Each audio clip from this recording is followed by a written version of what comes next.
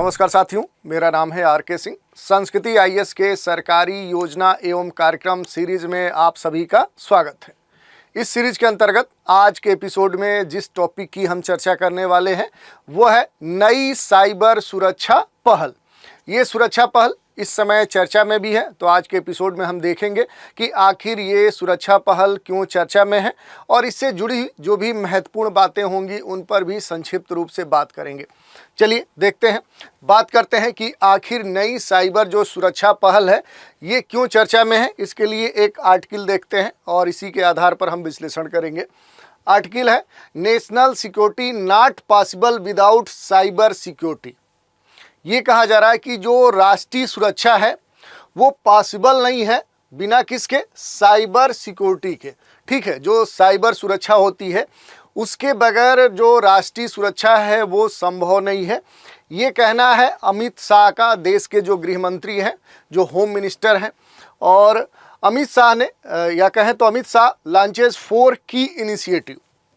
अमित शाह ने 4 कह सकते हैं कि सुरक्षा पहलों की शुभारंभ की है, इन पहलों को प्रारंभ किया है और इस कारण से देखें तो एक बार फिर से ये चर्चा में बनी हुई है। इसके साथ अगर हम बात करें तो अगर आप जाएंगे गृह मंत्रालय की वेबसाइट पर तो वहाँ पर भी खास तौर पे इस मामले के संदर्भ में इस कह सकते हैं शुभारंभ के संदर्भ में विशेष तौर पे तथ्य दिए गए हैं। बात करें तो यहाँ पर लिखा गया है, केंद्रीय गृह एवं सहकारिता मंत्री श्री अमित शाह ने आज नई दिल्ली के विज्ञान भवन में 14C के प्रथम स्थापना दिवस समारोह को मुख्य अतिथि के रूप में संबोधित किया और साइबर अपराध की रोकथाम के लिए कुछ प्रमुख पहलों की शुभारंभ की। ये बात कही गई है और यहाँ पर दिया गया है और इस कारण से खास तौर पे ये मामला चर्चा में बना हुआ है। जैसे कि हमने बताया कि देश के गृह मंत्री जो हैं वो नई दिल्ली में भारतीय साइबर अपराध समन्वय केंद्र जो I4C है उसके प्रथम स्थापना दिवस कार्यक्रम को संबोधित किए और फिर साइबर अपराध की रोकथाम के लिए प्रमुख 4 पहलों की शुरुआत की। इसी संबोधन में अमित शाह ने ये कहा कि साइबर सुरक्षा के बिना राष्ट्रीय सुरक्षा संभव नहीं है। यही नहीं, शाह ने ये भी कहा कि गृह मंत्रालय ने अगले 5 वर्षों में 5000 साइबर कमांडो को प्रशिक्षित करने का निर्णय लिया है। और इस कार्यक्रम पर अगर हम बात करें तो सबसे पहले प्रधानमंत्री नरेंद्र मोदी ने चर्चा की थी, तो इस कारण से भी ये खास तौर पे चर्चा में रहा है। तो ये हमने देख लिया। अब बात कर लें कि जो 4 प्रमुख पहलों की शुरुआत देश के गृह मंत्री ने की है, थोड़ा सा उस पर हम देख लेते हैं, चर्चा कर लेते हैं कि आखिर ये कौन सी प्रमुख सुरक्षा पहलें हैं। तो देखिए, केंद्रीय गृह मंत्री अमित शाह ने मंगलवार को दिल्ली में 4 साइबर सुरक्षा पहलों की उद्घाटन की। इसमें अगर बात करें जो 4 हैं, पहली है साइबर धोखाधड़ी सम्मन केंद्र CFMC, दूसरा है साइबर कमांडो और तीसरा है समन्वय पोर्टल और चौथा है संदिग्ध रजिस्ट्री। ये 4 जो इनिशिएटिव हैं इनको प्रारंभ किया है देश के गृह मंत्री जो अमित शाह हैं।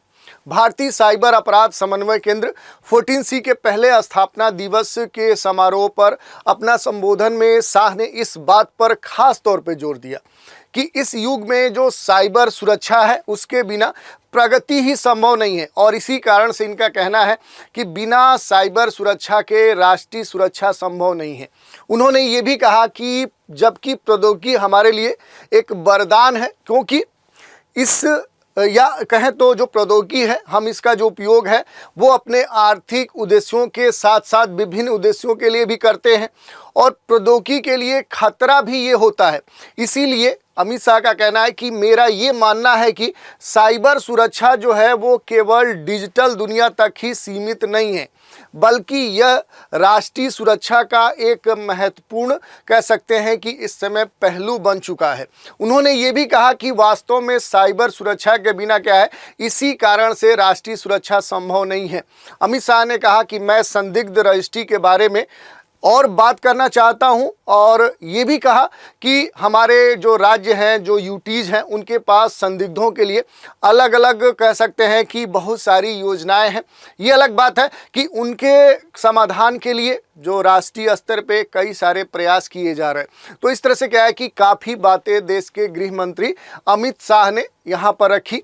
मंत्री जी ने IC4 कह सकते हैं कि आई जो 4C है, इससे संदिग्ध रजिस्ट्री के डेटा से साइबर जो धोखेबाजी है उसकी कार्यप्रणाली की पहचान करने के लिए भी AI का उपयोग करने का भी जो संबंधित एजेंसियां हैं उनसे आग्रह किया। उन्होंने कहा कि आज साइबर धोखाधड़ी जो सम्मान केंद्र है उसका क्या है कि खास तौर पे महत्व बढ़ जाता है, और इसी कारण से इससे जुड़ी हुई जो महत्वपूर्ण बातें हैं या इनसे जुड़ी हुई जो कह सकते हैं कि संबंध धारक हैं उन पर खास तौर पे चर्चा अमित शाह ने की। अब इसकी चर्चा कर लेते हैं। जो 4 पहले हैं, पहली साइबर धोखाधड़ी सम्मान केंद्र है, साइबर कमांडो है, समन्वय पोर्टल है और संदिग्ध रजिस्ट्री है। तो पहले की चर्चा कर लेते हैं, साइबर धोखाधड़ी सम्मान केंद्र CFMC जो है इसकी चर्चा करें। इसकी जो स्थापना है वो नई दिल्ली में स्थित भारतीय साइबर अपराध समन्वय केंद्र में की गई है।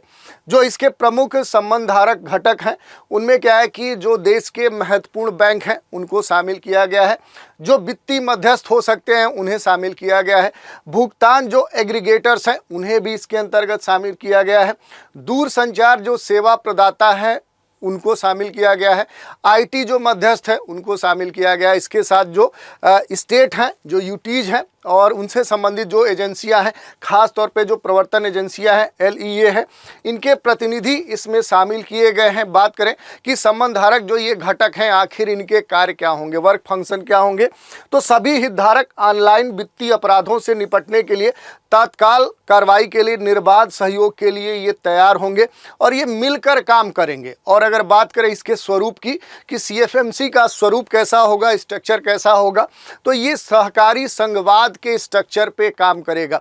इस कारण से ये महत्वपूर्ण हो जाता है। अब दूसरे पहल की चर्चा कर लेते हैं, समन्वय प्लेटफॉर्म संयुक्त साइबर अपराध जांच सुविधा प्रणाली। इस सिस्टम का भी कहें तो देश के गृह मंत्री ने शुभारंभ किया है। यह एक वेब कह सकते हैं आधारित एक मॉड्यूल है। ये देश भर में LEA के लिए साइबर अपराध के डेटा संग्रह, डेटा साझाकरण, अपराध मानचित्रण, डेटा विश्लेषण, सहयोग और समन्वय मंच के लिए वन स्टॉप पोर्टल के रूप में काम करेगा। ये एकमात्र कह सकते हैं कि पोर्टल होगा जो इस तरह की समस्याओं के समाधान के लिए देश में काम करेगा, इसलिए ये काफ़ी महत्वपूर्ण हो जाता है। अगले पहल की चर्चा कर लेते हैं, जो साइबर कमांडो कार्यक्रम है जिसका शुभारंभ किया है देश के गृह मंत्री ने। आखिर इसका उद्देश्य क्या है, तो देश में साइबर सुरक्षा परिदृश्य के खतरों का मुकाबला करने के लिए इसका खास तौर पे कहें तो इसको प्रारंभ किया गया है, क्योंकि देश में जो साइबर अपराध की घटनाएं हैं ये लगातार बढ़ती जा रही हैं। और ऐसा नहीं है कि बड़े प्रतिष्ठानों या कह सकते हैं कि किसी बड़े निकायों या संबंधित जो अलग अलग संस्थाएं उन्हीं तक ये अपराध सीमित है, बल्कि ये क्या है कि अब देश के आम नागरिक तक क्या है कि साइबर अपराध पहुंच चुका है।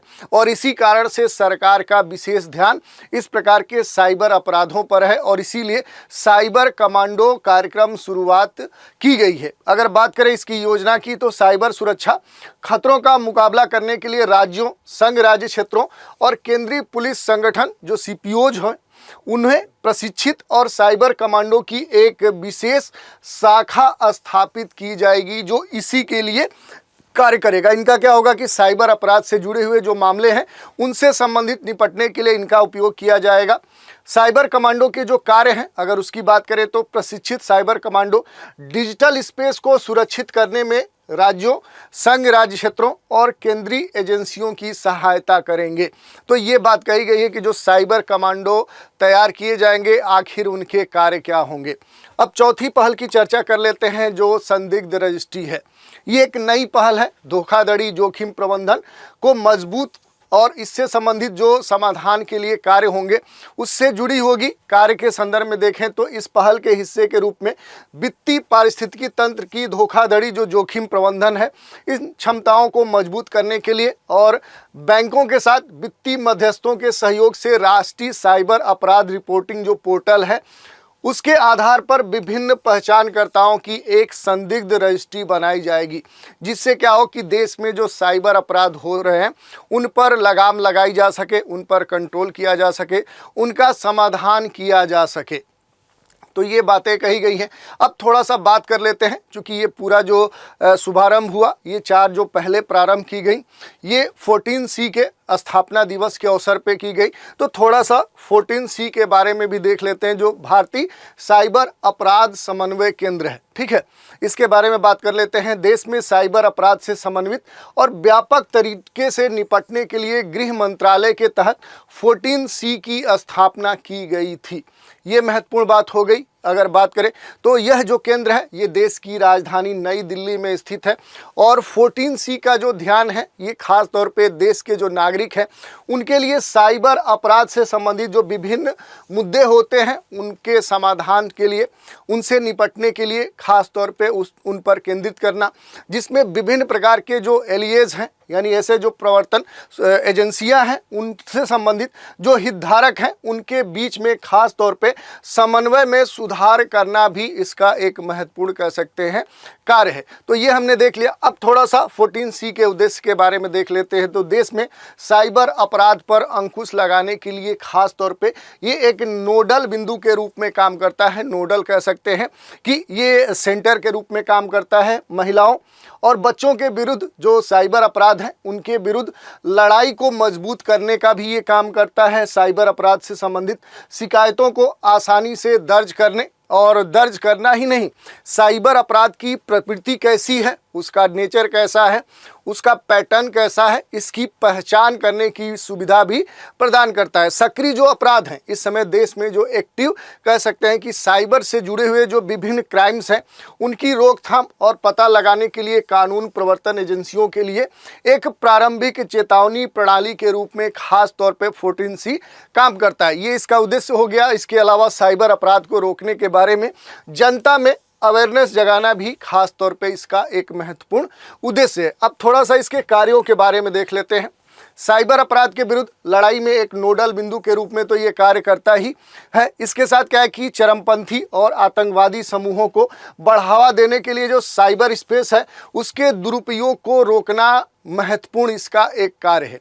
यही नहीं, तेजी से बदलती जो टेक्नोलॉजी है और अंतर्राष्ट्रीय सहयोग के साथ तालमेल बनाए रखने के लिए यदि आवश्यक हो तो साइबर कानूनों में संशोधन से संबंधित जो सुझाव हैं, जो सजेशन है, वो भी ये देता है। और गृह मंत्रालय से संबंधित जो नोडल प्राधिकरण है उसके परामर्श से साइबर अपराधों से संबंधित अन्य देशों के साथ पारस्परिक कानूनी सहायता संधियों के क्रियान्वयन से संबंधित सभी गतिविधियों का ये समन्वय भी करता है। तो इस तरह से क्या है कि ये इसके कुछ महत्वपूर्ण कार्य है। इसके साथ अगर बात करें तो एलई के अनुसंधान समस्याओं और आवश्यकताओं की पहचान करने के साथ भारत और विदेशों में शैक्षणिक संस्थानों जो अनुसंधान संस्थान है उनके सहयोग से नई प्रौद्योगिकी और फोरेंसिक उपकरण के विकास में अनुसंधान और विकास से संबंधित जो गतिविधियां हैं उन्हें शुरू करने का भी कार्य क्या है, इसी का है। अब थोड़ा सा 14C के जो महत्वपूर्ण घटक हैं उनकी चर्चा कर लेते हैं।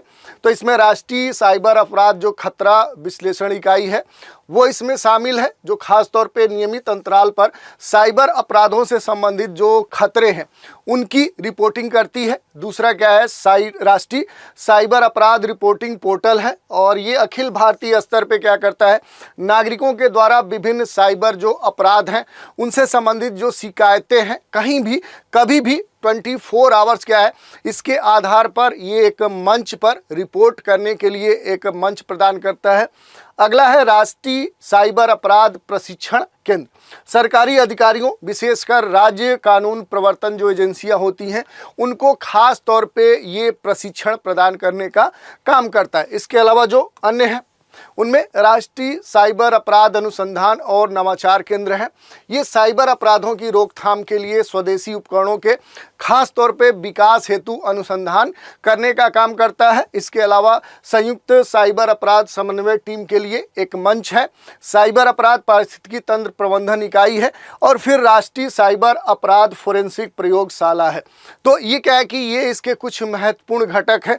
इसके अलावा अगर हम बात करें तो 14C साइबर अपराधों की रोकथाम, पता लगाने, जांच और अभियोजन में शिक्षाविदों, उद्योग, जनता और सरकार को एक साथ भी लाने का काम करता है। यही नहीं, I14C जो है ये राष्ट्र की सेवा करने के जुनून वाले जो नागरिक हैं उनको एक मंच पर लाने और कह सकते हैं कि देश में साइबर अपराध के खिलाफ लड़ाई में योगदान देने के लिए भी साइबर अपराध स्वयं सेवक कार्यक्रम की परिकल्पना भी करता है। तो इस तरह से हमने देख लिया है खास तौर पे कि अपने देश में जो राष्ट्रीय सुरक्षा पहल देश के गृह मंत्री ने शुरू किया है, तो ये जो 4 सुरक्षा पहले हैं उनकी विशेषता देख ली और इसके साथ जो इससे जुड़ी हुई महत्वपूर्ण बातें थी उन पर भी हमने चर्चा कर ली। तो आज के एपिसोड में इतना ही। नए एपिसोड में एक नए कार्यक्रम के साथ फिर हाजिर होंगे। तो आज का कार्यक्रम कैसा लगा, अपनी प्रतिक्रिया हमें कमेंट के माध्यम से दे सकते हैं। तो आज के एपिसोड में इतना ही। आप हमारे साथ बने रहें, इसके लिए धन्यवाद।